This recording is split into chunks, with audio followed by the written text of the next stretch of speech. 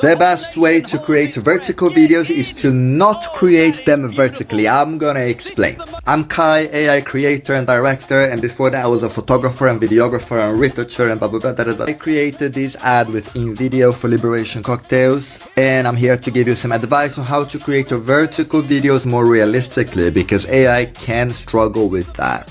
You want your vertical video to look like that and not like this. You can see a difference, right? Most AI video models are trained in horizontal footage, so horizontal outputs is what is gonna deliver the best.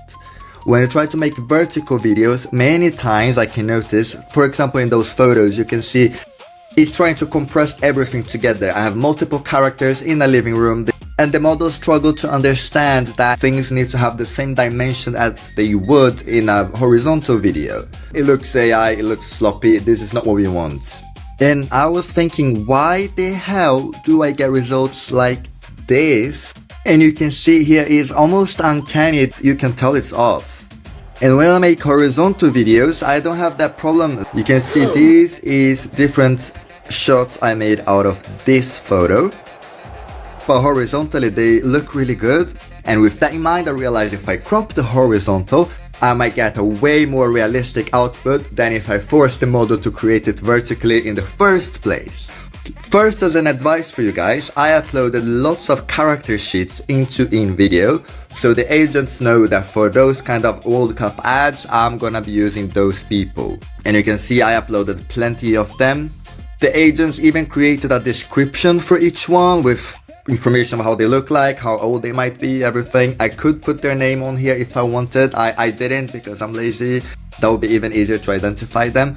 Since it knows how the characters look like in the context, when I prompt I can just say pick some characters from the pool of World Cup characters, and it's gonna do that automatically. I don't need to drag each character each time I'm gonna do something. I can just call them by name if I want to.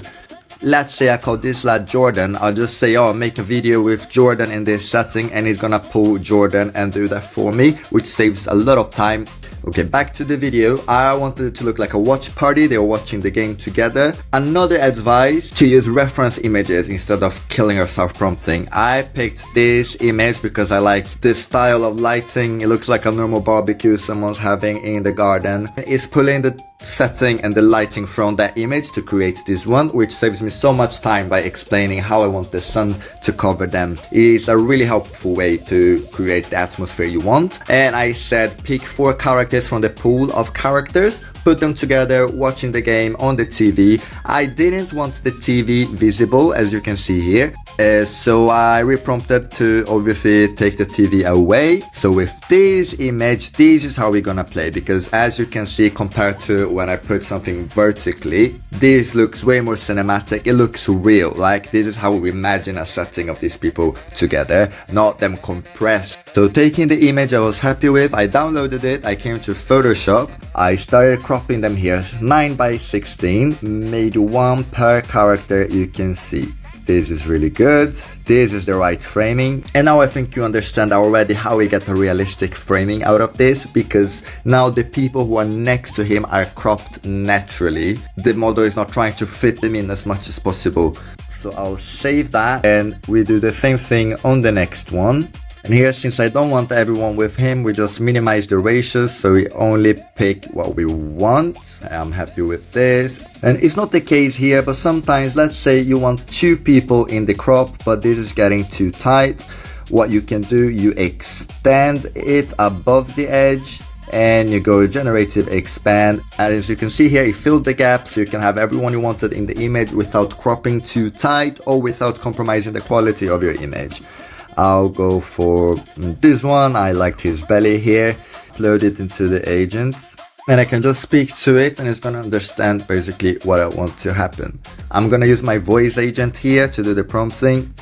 On this image, I want them both looking to the same direction like they're watching a football game, and they are really nervous. You can really see the tension in them because their team is about to score and they're just there waiting for the moment of breakdown. I want the camera shaky, like it's handheld by a human. and I want them both breathing heavily, like they're really nervous. Use CDAMS 2.0 to make this video, make it vertical 9:16 and 5 seconds. Send.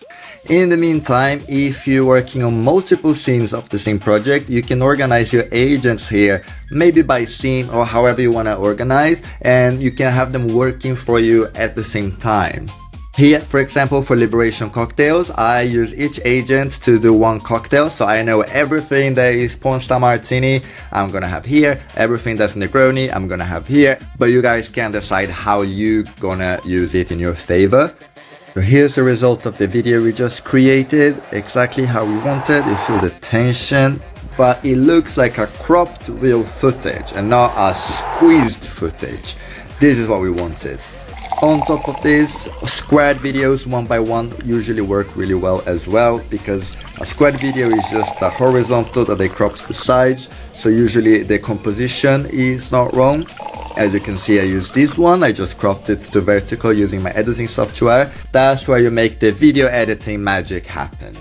I hope this will help you guys create better vertical videos. If you have any questions, please hit me in the comments, and I see you next time.